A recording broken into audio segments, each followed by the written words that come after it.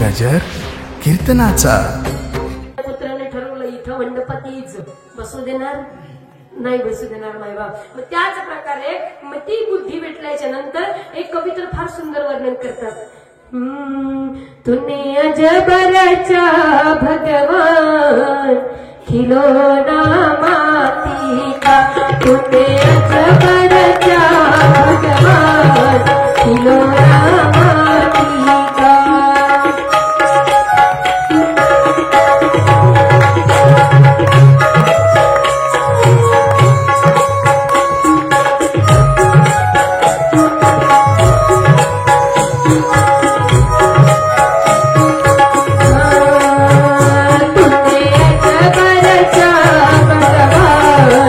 खिलौना माटी का, तुझे अजगर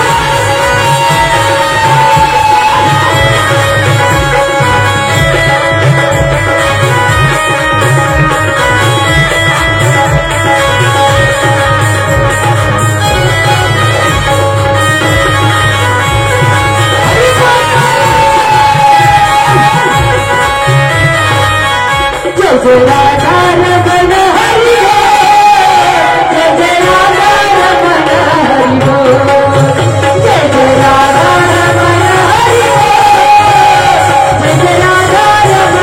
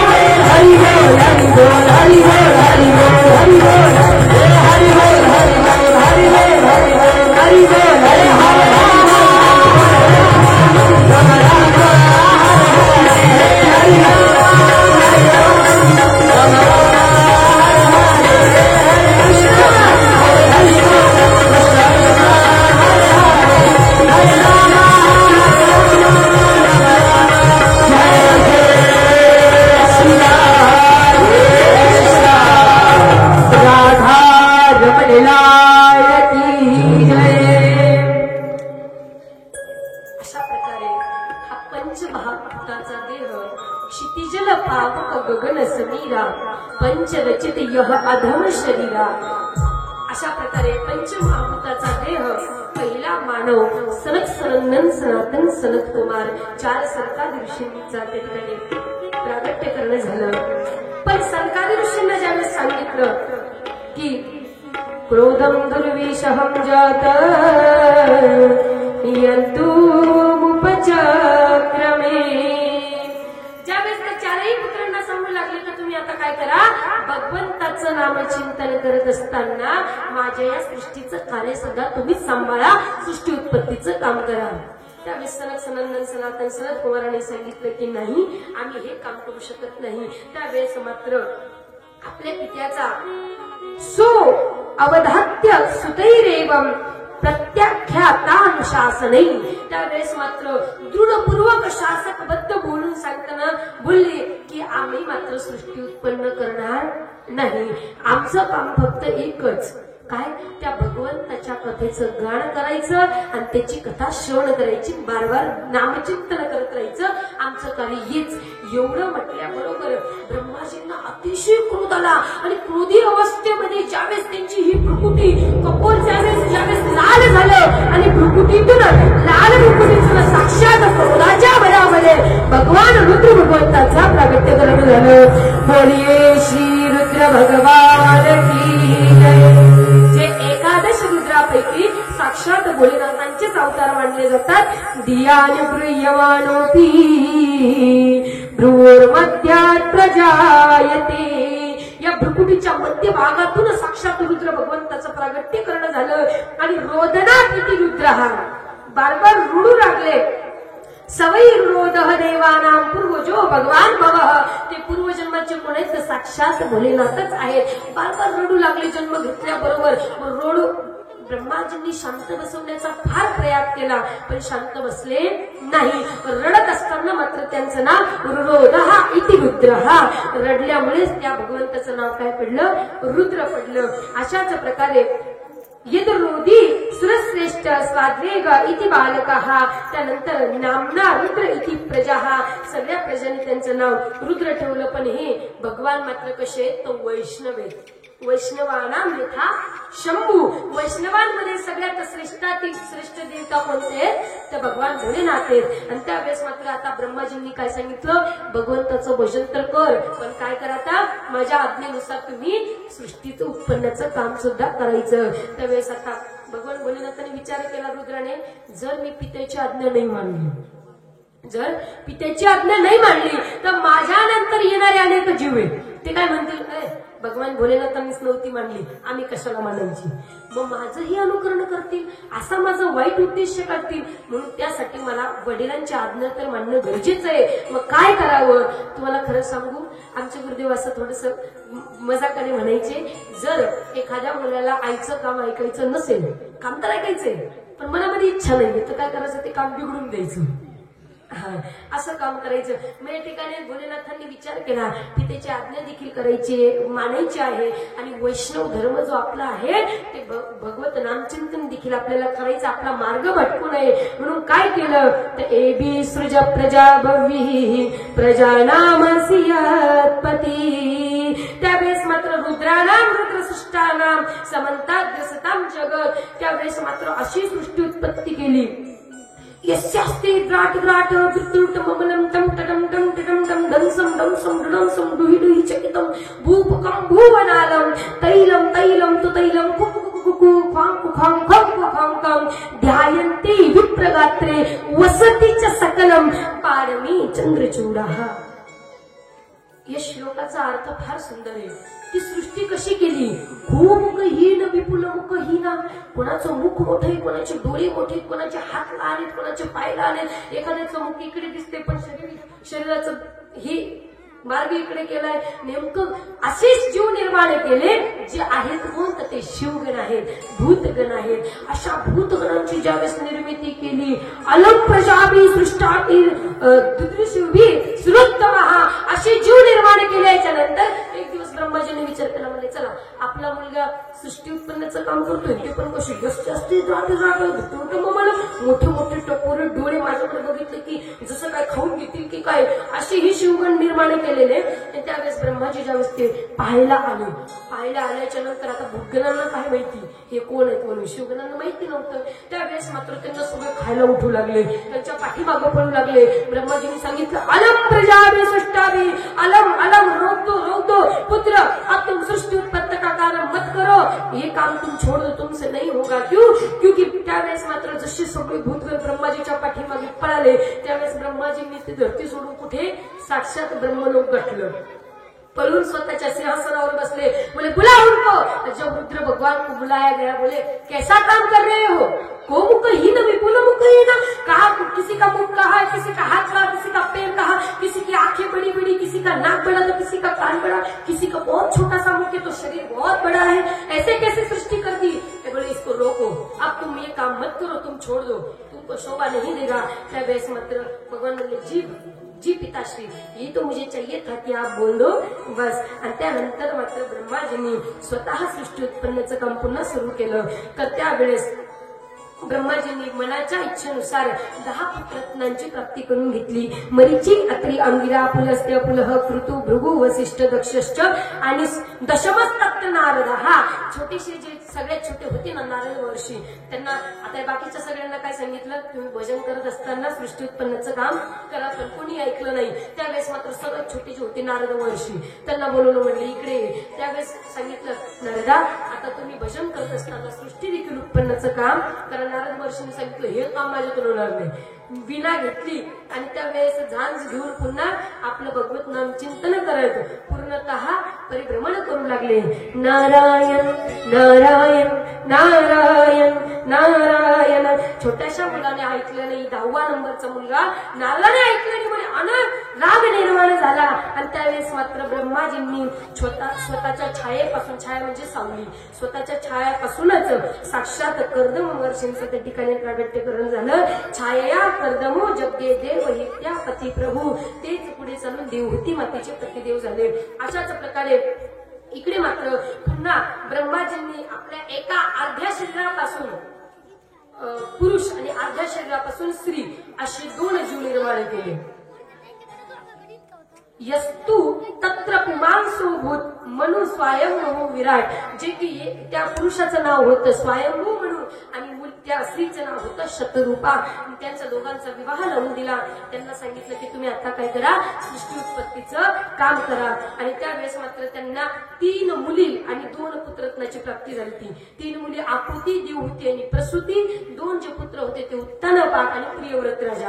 अशा 5 रत्नांची प्राप्ती, पुत्ररत्नांची प्राप्ती झाली. त्यानंतर मात्र मनुराजाने विचारलं, आम्ही सृष्टीत उत्पन्न करतोय पण धरतीच नाहीये, ठेवायचं कशावर, शासन कशावर करायचं. त्यावेळेस मात्र साक्षात भगवंताने, ब्रह्माजींनी भगवंताला विनंती केली, देवा आता तुम्हीच मला हे कार्य सोपवलं होतं ना, याचा कारभार मात्र आता तुम्हीच सांभाळा. पहा धरती तर माझ्याकडे नाहीये, सृष्टी कशी उत्पत्ती करायची. त्यावेळेस मात्र ब्रह्माजींना फक्त छीक आली आणि त्या चिकेतूनच त्यांच्या नाकातून एक छोटासा बालक सुख रूपाने अतिशय विराट स्वरूपाला प्राप्त झाला. आणि श्वास घेत घेत, वास घेत घेत तेच कोण झाले तर साक्षात वराह भगवान झाला.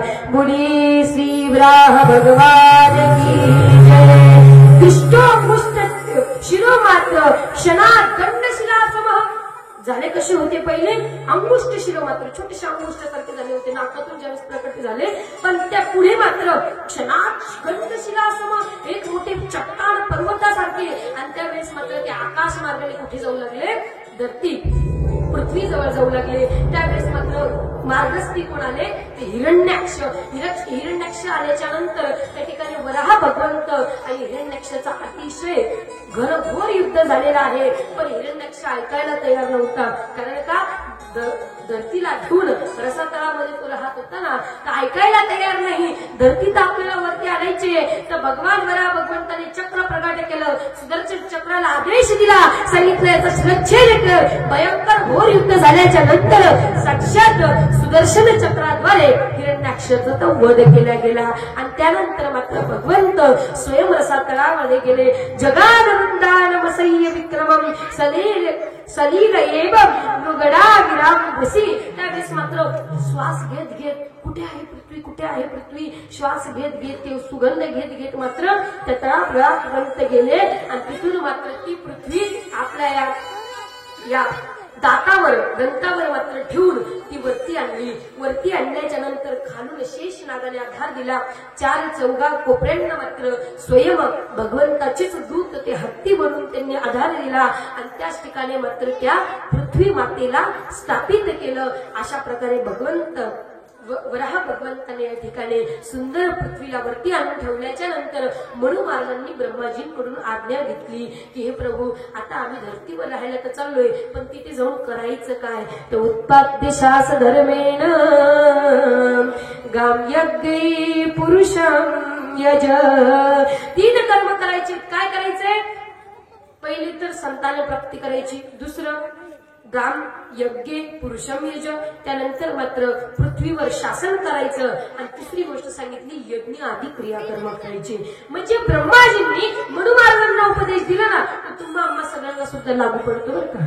काय आता तुम्ही या ठिकाणी सुंदर दादांच्या नियोजनातून, आपले सगळे तरुण मंडळाच्या नियोजनातून, सगळ्यांच्या सहकार्याने, तुम्हा सगळ्यांच्या कृपेने, आशीर्वादाने एवढं सगळा हा ज्ञान यज्ञ सोहळा तुम्ही तर करतच आहात. पण तुमचे 2 कार्य अजून शिल्लक आहेत. एक म्हणजे शासन करणं आणि दुसरं म्हणजे या ठिकाणी आपल्याचा संतान प्राप्ती करणं. तुम्ही 2 कार्य जगात तर केले. काय, एक तर ज्ञान यज्ञ सोहळा, त्याचा सत्संग तुम्ही श्रवण करत आहात. अगदी यावत तेजो विब्रुयागात मनोमे, एक बार आकर ते देखो गृहस्थी में छूटने वाले नहीं हो. त्यावेळेस मात्र मनु महाराजांना इकडे मनु महाराजांना वचन देऊन दिलं कुणी, कर्दम ऋषींनी, नाही एक संतान प्राप्ती होगी, तुम्ही चला जाऊंगा, कोई बात नाही, तुम्ही चले जाणार. त्यानंतर मात्र सुंदर प्रकारचा विवाह कर्दम ऋषी आणि देवहूती मातेचा झालेला आहे. पण विवाह झाल्याच्या नंतर ज्या वेळेस सगळे तिथून निघून गेले, देवहूती माता आणि कर्दम महर्षी कुटियामध्ये आले, तर देवहूती मातेचं ते स्वरूप पाहून एवढी सुंदरी युवती, एवढी सुंदर कन्या कुणी बनवली असेल. अरे ज्याने बनवली, मग एवढ्या सुंदर जीवाला ज्याने निर्माण केलं ना, तो जीव, तो भगवान, तो पांडुरंग परमात्मा किती सुंदर असेल. एका कवीने सुद्धा फार सुंदर वर्णन केलंय. नाम तुम्हारा तारनहारा कब तेरा दर्शन होगा, नाम तुम्हारा तारनहारा तब तेरा दर्शन होगा। जिसकी रचना इतनी सुंदर वो कितना सुंदर होगा। जिसकी रचना इतनी सुंदर वो कितना सुंदर होगा। बोलो राम बोलो राम बोलो राम राम राम बोलो श्याम श्याम श्याम श्याम श्याम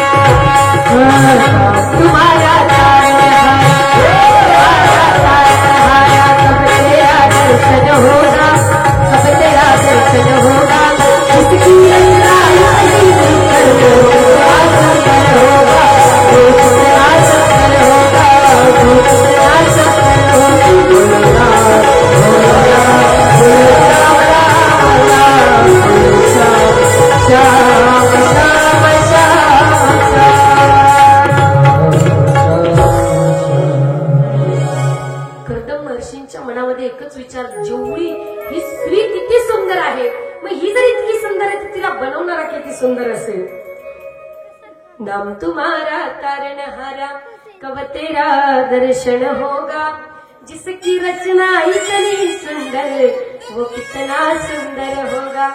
वो प्रभु कितने सुंदर होंगे। और इसी प्रकार विचार करते हुए अपने आप करदम महर्षि को समाधि लग गई।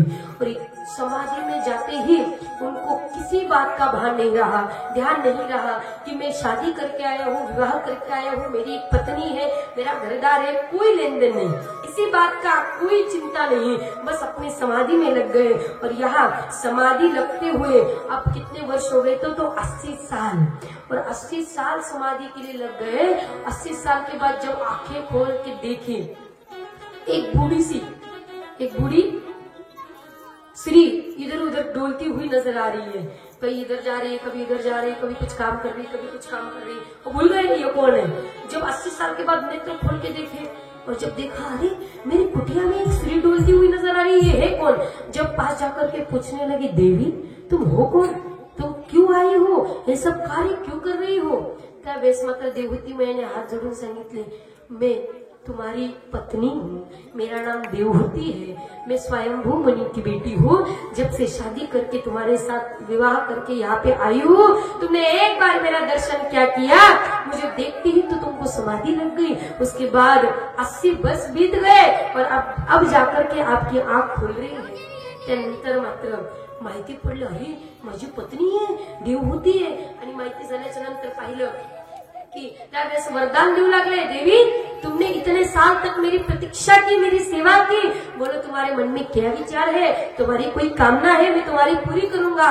त्यावेळेस देवहूती ने सांगितलं, अच्छा अब बूढ़ी हो गई, मैं अब वृद्ध हो गई, अब क्या मन में कामना रहेगी, अब कुछ लेन देन नहीं, अब बस मेरा हो गया। नहीं, तुम्हारी मन की इच्छा मुझे बताओ। अब क्या इच्छा बताऊं, मेरा नरदेह ऐसा हो गया है, अब जर्जर अवस्था में मेरी क्या इच्छा रहेगी, अब मुझे संसार की किसी वस्तु की कोई कामना नहीं। त्यावेळेस मात्र कर्दम महर्षींनी विचार केला, कारण का एकही धर्म, एकही व्रत नियम आणि काया वचन मन प्रतिपद प्रेमा। ज्या प्रकारे स्त्री धर्म की तिचा पतिव्रत धर्म निभवत असते ना, त्याच प्रकारे पुरुषाचं सुद्धा कर्तव्य आहे बरं का। त्याने देखील त्याचा जशा प्रकारे स्त्री निभवती तशा प्रकारे पुरुषाने सुद्धा त्याचा धर्म निभवला पाहिजे। त्यावेळेस मात्र कर्दम महर्षींनी विचार केला, सांगितलं, एक काम करो, अभी मैं कुछ दासियों को भेजता हूँ, तुम बिंदु सरोवर में जाओ और स्नान करके आओ। त्यावेळेस मात्र दोघेही पती पत्नी त्या ठिकाणी गेले, स्नान करून पुन्हा तरुण झाले, युवावस्थेला प्राप्त झाले। त्यावेळेस मात्र जातो भाव विमानम तदरोह यदमित्रहन। त्यावेळेस मात्र एक विमान तयार करण्यात आलं, दोघं पती पत्नी त्या विमानामध्ये बसले आणि मात्र या पूर्ण खगोल भूगोल आदी सगळ्या त्रिभुवनाचं 14 भुवनांचं त्यांनी काय केले, परिभ्रमण केलं। कुठे कुठे गेले, वैश्रंभके सुरसने नंदने पुष्पभद्रके, अनेक ठिकाणी जाऊन सगळेच विचरण करत असताना दर्शन घेतलं। त्यानंतर प्रेक्षयित्वा भूगोलम पत्नी यावांच संस्था, सगळं भूगोल खगोलाचं दर्शन केलं। आणि त्यानंतर मात्र आता जाताना किती जण होते, विमानात बसताना 2 जण होते। विमान ज्यावेळेस खाली आलं, खाली उतरत असताना त्या विमानातून मात्र 11 जण उतरले। किती? त्यांना त्या ठिकाणी 9 कन्यारत्नांची प्राप्ती झाली होती। त्यावेळेस मात्र कर्दम ऋषीने उतरल्याच्या नंतर आता त्यांनी ही शतम यतीव शरदः 100 साल पर्यंत त्यांनी ते परिभ्रमण केलं होतं, विचरण केलं। मग 9 कन्यारत्नांची प्राप्ती झाल्याच्या नंतर त्यांनी विचार केला, अरे ज्या वेळेस मी विवाह करण्यासाठी तयार झालो होतो, मी मनोराजांना काय वचन दिलं होतं, एक संतान प्राप्ती झाली की मी वनात निघून जाणार, 1 नाही 2 नाही, मला 9 कन्यारत्नांची प्राप्ती झालेली, आता मी इथं राहू शकत नाही। देवहूतीला सांगितलं, अरे देवी अब तो जो कार्य करना है पुत्रियों का, अब तो तुमको ही करना होगा, मैं तो यहाँ रहूंगा नहीं। देवहूती ने चरण पकड़ ले, बोले प्रभु ऐसा मेरे साथ अन्याय मत कीजिए। क्यों? क्योंकि ये कन्या है, ये दूसरे घर जाएगी, मैं यहाँ अकेली पड़ जाऊंगी, या तो मुझे अपने साथ लेके चलो या तो मेरे लिए कोई पुत्र दे दो, मुझे एक संतान दे दो, और जो पुत्र मुझे संभाल सके, मुझे कुछ कर सके। त्यावेळेस मात्र पुन्हा ग्रहस्थामध्ये राहून त्या ठिकाणी सुंदर त्यांच्या ग्रहस्थामध्ये एका पुत्ररत्नाची प्राप्ती झाली, ते म्हणजे साक्षात भगवंताचे अवतार कपिलदेव भगवान। बोली श्री कपिलदेव भगवान की जय। माँ की दो राजपुत्री तत् थमानम प्रतनिंदिते हे त्या ठिकाणी सुंदर पुत्रत्वाची प्राप्ती झाली. त्या पुत्राचं नाव ठेवण्यात आलं कपिल देव. तर त्यानंतर सुंदर या ठिकाणी कपिल देव भगवंताने उपदेश देखील आपल्या मातेला केलेला आहे. त्याच्या 9 कन्या होत्या ना, त्यांचा विवाह मात्र ब्रह्माजींच्या 9 पुत्रांसोबत. जे भगवान ब्रह्माजींना 10 पुत्र झाले होते ना, तर त्यातले सगळ्यात छोटे होते नारद महर्षी. नारद महर्षींना विना घेऊन निघून गेले, पण जे 9 जण होते ना, त्या 9 ऋषींसोबतच देवहूतीच्या 9 कन्यांचा विवाह केला. आणि त्यानंतर मात्र इकडे सुंदर प्रकारे कर्दम महर्षी आले आणि कपिल देव एक वेळेस सकाळचा वेळ होता, प्रातःवेळी ध्यानस्थ अवस्थेमध्ये बसलेले होते. कर्दम महर्षीने हात जोडले, प्रभु मुझे पता है आप भगवान के अवतार है, आप साक्षात भगवान हो जो मेरे घर में पधारे हैं, लेकिन मेरी एक विनती है, अब मैं ज्यादा देर गृहस्थी में नहीं रह सकता, अब मुझे वन में जाने की अनुमति दीजिए. त्यावेळेस मात्र मला एक सांगा, जो भगवंताला पाहण्यासाठी वनामध्ये जातो, पण एक भक्त भगवंताचा असा आहे, भगवंताला घरात सोडून जो वनात निघून गेलाय असा भक्त आहे. आणि त्यावेळेस मात्र भगवंताने सांगितलं, कोई बात नहीं, आप चले जाइए, गृहेषु जातो ग्राम्यानाम यस्वानाम पक्षपोषणम. त्यावेळेस मात्र भगवंताने उपदेश देऊन कर्दम महर्षी निघून गेले. इकडे मात्र एक दिवस थंडीचा समय होता, सकाळची वेळ होती. देवहूती मैया भगवंताची सुंदर आरती करून भगवंताला प्रश्न विचारतीये की हे देवा, जगतामध्ये सगळं काही असून व्यक्ती जरी जर्जन अवस्थेला प्राप्त झाला तरी त्याची तृष्णा, त्याची वासना ही हमेशा करून राहते. कारण का, जिर्यन्ते केशा दंता जिर्यन्ते चक्षुश्रोत्तम च जिर्यन्ते तृष्णा का करून येते. माणसाचे केस पांढरे होऊ द्या, माणसाला डोळ्यात दिसू देऊ नका, त्याचे दात पडू द्या, पण हे सगळं झाल्याच्या नंतर सुद्धा त्याच्या मनातली जी तृष्णा आहे, जी कामना आहे, जी इच्छा आहे, त्या मात्र तरुणच राहतात. मग ही दूर कशी करावी. त्यानंतर मात्र भगवंताने सुंदर या ठिकाणी देवहूती मातेला उपदेश दिलेला आहे. अनेक सांख्य दर्शनाचा उपदेश या ठिकाणी दिलेला आहे. एवढंच नव्हे तर यम नियम, आसन, प्राणायाम, प्रत्याहार, ध्यान, धारणा, समाधी अशा अष्टांग योगाचा उपदेश करत असताना पुढे मात्र भक्ती वर्णाचा उपदेश केला. आणि एवढ्या उपदेशानंतर मात्र देवहूती मातेला एकच गोष्ट समजली जगतातली, ती म्हणजे भगवत नाम. याच्याशिवाय सगळ्या गोष्टी खोट्या आहेत. अहो पतश्व पचतो गरीयान यज्जिह्वाग्रे वर्तते नाम तुभ्यम तेजस्तपस्तुस्तेजो सुस्मरार्या ब्रह्मानुनो चुर्नाम गृह्णन्ति येते. यानंतर तुम्ही कितीही पाप केल्याच्या नंतर मात्र भगवत नाम चिंतन केलं तर तुमचं सगळं काही पाप दूर होईल. म्हणजे जगतामध्ये श्रेष्ठात श्रेष्ठ स्थान कशाला आहे, भगवंतापेक्षाही तर त्यांच्या नामाला महत्व आहे. कारण का, ब्रह्माजींनी हे भागवत 3 वेळा श्रवण केलं. किती? 3 वेळा. पण त्यांना या 3 वेळा श्रवण करून, वाचून, रचना करून सुद्धा एकच गोष्ट लक्षात आली, ते म्हणजे नाम. त्याच्या व्यतिरिक्त पुढची कोणतीच गोष्ट श्रेष्ठ नाही. हरेर्नाम हरेर्नाम हरेर्नामैव केवलम कलौ नास्तेव गतिरन्यथा. कलियुगामध्ये अन्यथा हे जे दिसतंय ना, हे सगळं नास्तिक आहे आणि आहे सत्यत्वाला प्राप्त झालेलं केवळ एकच हरिनाम. त्यानंतर मात्र सुंदर या ठिकाणी देवहूती मातेच्या चरित्राचा आपण सुंदर प्रकारे श्रवण केलेला आहे. आणि त्यांची दुसरी जी कन्या झाली ती आकुती, जिचा विवाह रुची प्रजापती सोबत झाला. त्यांच्या त्या गृहस्थ धर्मातून यज्ञ आणि दक्षिणा 2 पुत्र, 1 पुत्री आणि 1 पुत्र अशा रत्नांची त्यांना प्राप्त झाली. म्हणून खरं सांगू, आणि त्यांचा दोघांचा विवाह पण झालेला आहे. यज्ञ आणि दक्षिणा जिथे यज्ञ केला जातो, मग तो कोणताही यज्ञ असो, द्रव्य यज्ञ, तपोयज्ञ, योग यज्ञ, तापरे स्वाध्याय यज्ञ असो किंवा ज्ञान यज्ञ सोहळा असो, श्रीमद भागवत महापुराणाचा असो, रामायणाचा असो किंवा महाभारताचा असो, कसलाही असो, यज्ञ करता येईल. मग तो ज्ञान यज्ञ केल्याच्या नंतर तिथे मात्र ही दक्षिणा लक्षात येते की नाही, हे बी नाही लक्षात आहे. आणि हे तर सगळ्यात जास्त लक्षात ठेवलं पाहिजे. ह्याच्याशिवाय तर कलियुगामध्ये काही चालत नाही. सर्वे गुणकांचनमाश्रयंती. शस्त्रकार म्हणतात, मी प्रमाणाशिवाय बोलणार नाही. तस्मात शस्त्रम प्रमाणम, शस्त्राचं प्रमाण देते. सर्वे गुणकांचनमाश्रयंती. कलियुगामध्ये सगळे गुण याच्यात समजते. सगळे. एखादा व्यक्ती कुलवान नसू द्या तर त्याच्याकडे सगळ्यात जास्त हे जर असतं ना, सगळ्यात मोठा कुलवान.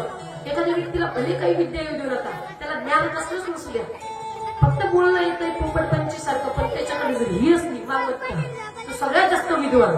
बरे त्याला काय ना काही पण सर्वे गुणा कांचनमा यस्यास्ति वित्तस्य नरकुलीन सपंडित ससुत्वान गुणज्ञ स एव अवतार दर्शनीय हे सर्वे गुणा कांचनमाश्रयति. कांचन म्हणजे सोनं, वित्त, धन, याच्यामध्ये सगळे गुण सांगितले. म्हणून जिथे यज्ञ केला जातो तिथे दक्षिणा द्यावीच लागते, नाही तर तो यज्ञ पूर्ण होत. यज्ञ केल्याच्या नंतर दक्षिणा द्यावीच लागते.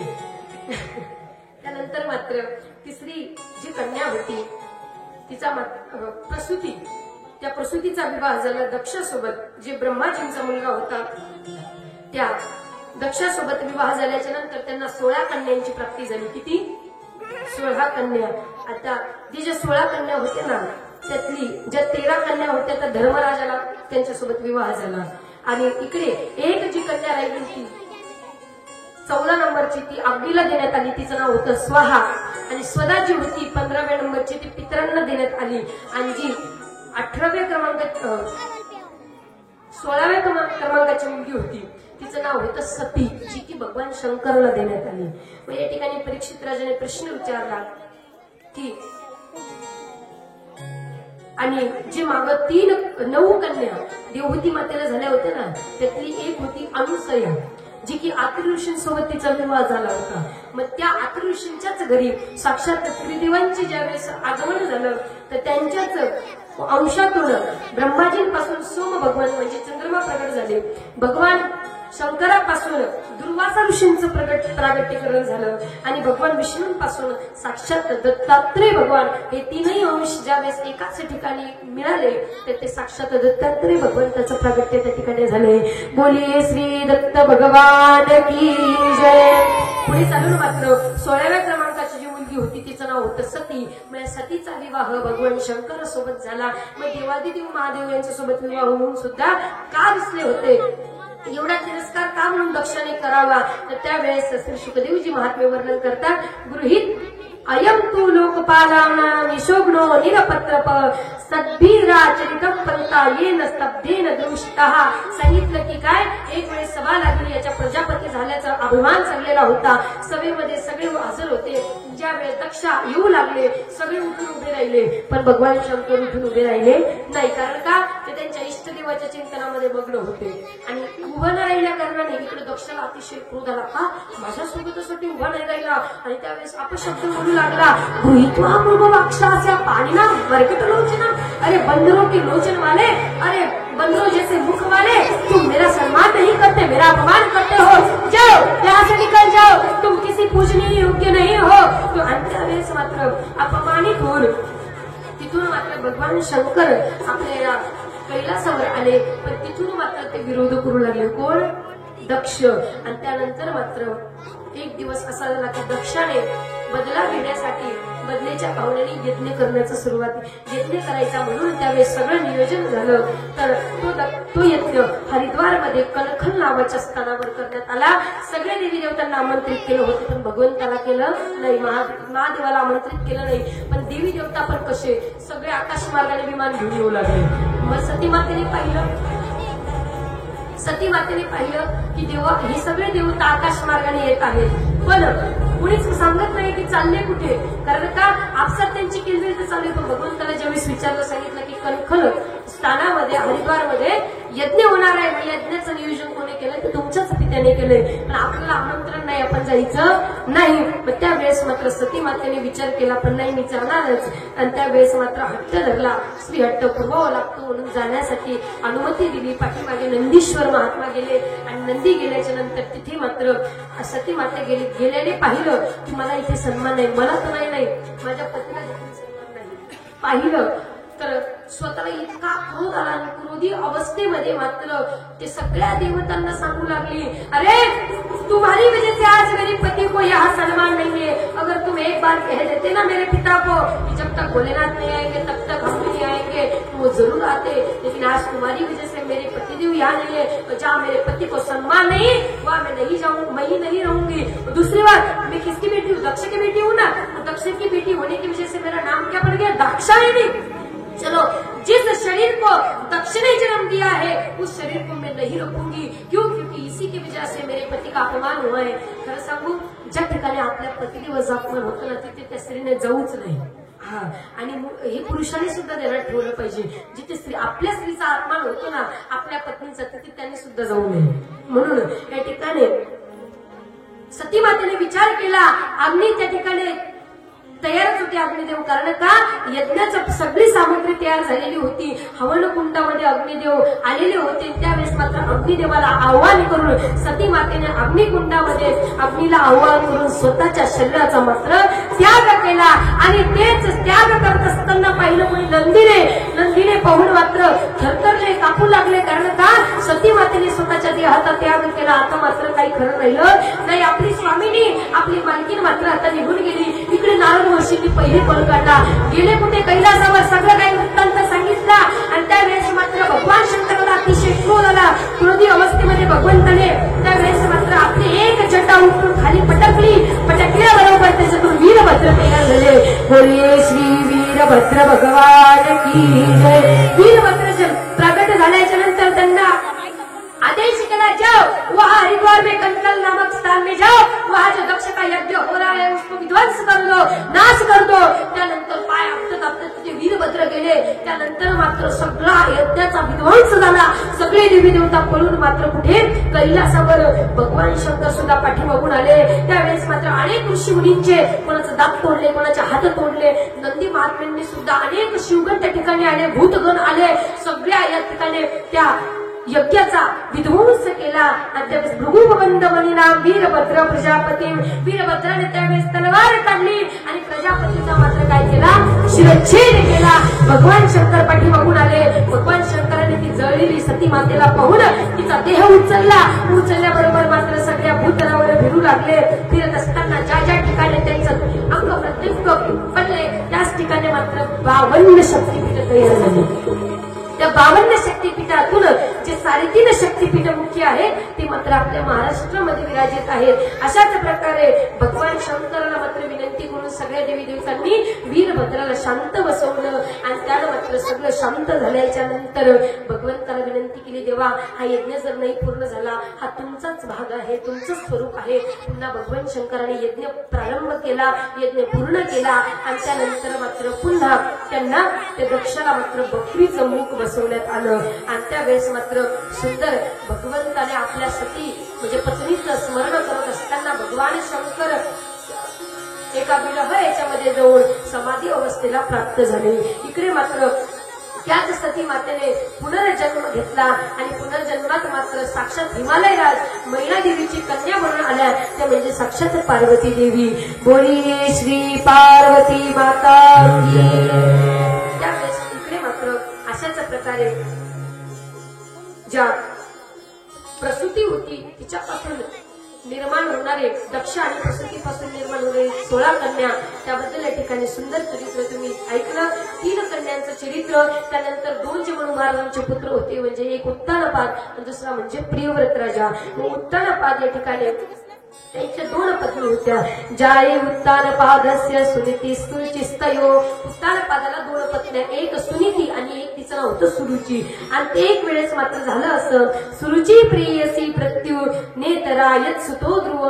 सुरुची मात्र उत्तानपादाची आवडती पत्नी होती आणि सुनीती ही जी पहिली पत्नी होती ती नावडती होती. आणि त्यावेळेस महलामध्ये फक्त सुरुचीच राहत होती, तिचा मुलगा आणि ती. आणि सुनीती जी होती ती खाली महलाच्या खाली एक झोपडी कुटिया म्हणून आपल्या प्रिय पुत्राला छोटासा 5 वर्षीय बालक ध्रुव त्याला घेऊन मात्र तिथे राहत होती. एकदा झालं असं, ध्रुव बाळ खेळायला गेल्याच्या नंतर छोट्या छोट्या बालकांनी विचारलं की प्रत्येकाला विचारू लागले. ध्रुवालाही विचारलं की तुझे पिता कोण, त्यांचं नाव काय.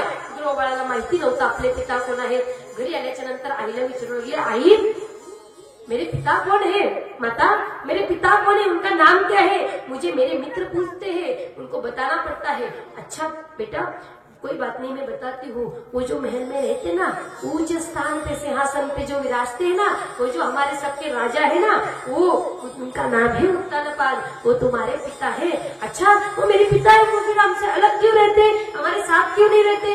अरे तुम्हारी और एक माता है जिनका नाम है सुरुचि, तुम्हारा एक छोटा सा भाई भी है जिनका नाम है उत्तम, वो सब वहाँ रहते हैं और हम लोग नीचे रहते हैं। अच्छा वहाँ रहते हैं, मेरा एक भाई भी है, मैं उससे मिलने जाऊंगा। और छोटा सा 5 वर्षीय बालक ध्रुव निघाला आपल्या वडिलांना भेटण्यासाठी। ज्यावेळेस महलात पोहोचला, पाहिल्यानंतर त्याने पाहिलं एक दिव्य आणि श्रेष्ठ भव्य दिव्य सिंहासन आहे। त्या सिंहासनावर मात्र उत्तनपाद आपले पिताश्री विराजित आहे, त्यांच्या बाजूला राणी म्हणजे सुरुची आपली दुसरी आई बसलेली आहे आणि त्या पित्याच्या मांडीवर एक नन्हासा बालक बसलाय, तो म्हणजे आपला भाऊ उत्तम। गेल्याच्या नंतर पाहिलं आणि त्या छोट्याशा बालकाला वाटलं की मी देखील माझ्या पित्याच्या मांडीवर जाऊन बसावं। त्यावेळेस मात्र जसे बसू लागले, सुरुचीने बाजूला सारला, हात धरून सांगू लागली, नवत्समृपेत दृश्यम भावान रूढुमरहती न गृहीतो मया यत्वम श्वावापी मृतात्मजः। सांगितलंय देखो बेटा तुम यहाँ पे नहीं बैठ सकते, क्यों? क्योंकि हाँ मानते हुए तुम्हारे पिता है, ये तुम्हारा भाई है, फिर भी तुमको यहाँ बैठने का अधिकार तभी है जब तुम मेरी कोख से जन्म लोगे और जन्म लेने के बाद यहाँ बैठ सकते हो, तब तक तुम बैठोगे नहीं। तुमको क्या वरना होगा, जाओ तब करो, भगवान से मिलो और उनको कहो कि मेरी सुरुचि माता के गर्भ में मुझे भेजे, और जब तुम मेरे गर्भ में आकर जन्म लोगे ना तभी तुम यहाँ बैठने के अधिकारी बनोगे, तब तक तो तुम यहाँ बैठ नहीं सकते, जाओ जाओ यहाँ से जाओ। त्यावेळेस मात्र ध्रुवजी 5 वर्षीचे बालक रडत रडत खाली आल्याच्या नंतर मातेने विचारलं, बेटा क्या हो गया, बताओ बताओ, रोते क्यों हो, मुझे बताओ। त्यावेळेस मात्र सांगू लागले, माता मैं जब ऊपर गया मेरी माता ने मुझे वहां से कहा कि तुम जाओ भजन करो, बाकीचं काही सांगितलं नाही, काय बोलले ते नाही सांगितलं, एवढाच शब्द समजला की जाओ भजन करो। अच्छा अच्छा माता ने तो अच्छा ही तो सिखाया, बड़ी ने तो सिखाया है, उसमें रोने वाली क्या बात है, रो मत, शांत हो जा शांत हो जा। आपल्या बालकाला समजून झोपी लावलं। रात्रीचा समय होता, बालकाने मनामध्ये एकच ठेवलेलं होतं, काय, जाओ और भगवान की प्राप्ति करो और कहो क्या कि मुझे मेरी माता के गर्भ में भेजे। त्यावेळेस मात्र 5 वर्षाचे बालक निघाले कुठे, वनामध्ये भगवंताचा शोध घेण्यासाठी। वनात निघाल्याच्या नंतर इकडे नारद महर्षींना प्रश्न पडला, रे छोटासा 5 वर्षीय बालकाला जर मार्गदर्शन नाही लाभलं, कुठेतरी रस्ता भटकेलेला कोणीतरी हिंसक जनावर खाईल। त्यावेळेस मात्र नारद महर्षी आले आणि नारदो देवदर्शना, ज्याला नारद महर्षींचं दर्शन भेटतं त्याला मात्र भगवंताचं दर्शन झाल्याशिवाय राहत नाही। नारद महर्षी आले आणि नाधू नाप्य वामनं ते सम्मानं वापि पुत्रकः लक्ष्यामा कुमारस्य सक्तस्य क्रीडनादिषु। संग लगले, अरे तुम कहाँ जाते हो बालक, यही रुको, यही, क्यों, मैं आगे नहीं जा सकता, हाँ जा सकते हो लेकिन आगे खतरा है, तुम यही रुको। क्यों, क्या खतरा है मुझे बताओ। बोले नहीं, आगे बहुत हिंसक बड़े बड़े पशु पक्षी रहते हैं, वो तुम्हें खा भी सकते हैं, तुम छोटे से ठहरे नन्हे से बालक, तुम लौट जाओ। क्यों जा रहे हो आगे? बोले नहीं, मुझे भगवान को देखना है। अच्छा भगवान को देखना है, भगवान तो हर दिशा में रहते, हर जगह रहते, तो तुम वही देख लो। नहीं, मुझे जाना है, मैं उनको ढूंढ के रहूंगा। अच्छा देखते हो, चलो कोई बात नहीं, तुम जाओगे ना। तो त्यावेळेस मात्र नारद महर्षींनी परीक्षा घेतली 5 वर्षीय बालकाची आणि समजून घेतलं की बाबा हा हट्ट मात्र पूर्ण करूनच राहणार। सांगितलं, ऐसे मत जाओ, मैं तुमको एक मंत्र देता हूँ, उस मंत्र का जाप करते हुए जाना। त्यावेळेस मात्र ओम नमो भगवते वासुदेवाय मंत्र दिल्याच्या नंतर नारद महर्षी मात्र तिथून रस्ता दाखवून निघून गेले, पण इकडे ध्रुव बाळ त्याच मंत्राचा जप करून चढू लागले। ओम नमो भगवते वासुदेवाय, ओम नमो भगवते वासुदेवाय।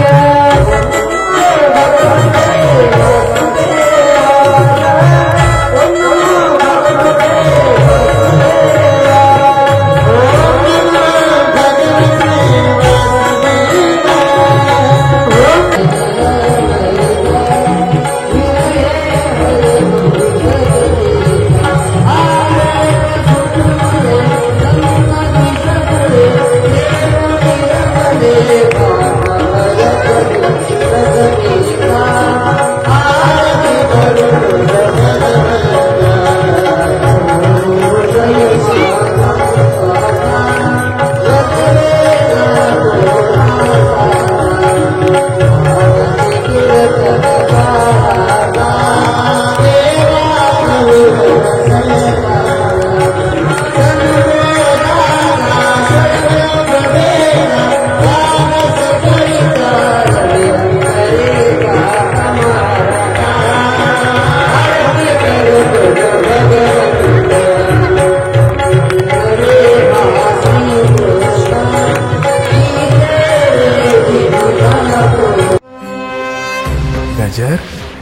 कीर्तनाचा